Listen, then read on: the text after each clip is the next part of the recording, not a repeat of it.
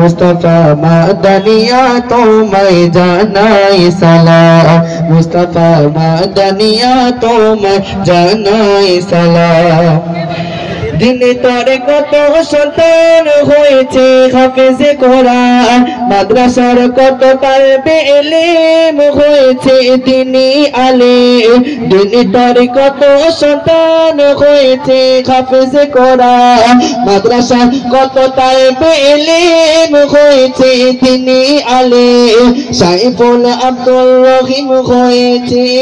হাফেজে কোরআন সাইফুল আব্দুল রহিম হয়েছে তারা হাফেজ কোরআন মুস্তাফা মাদানিয়া তোমায় জানাই সালাম মুস্তাফা মাদানিয়া তোমায় জানাই সালাম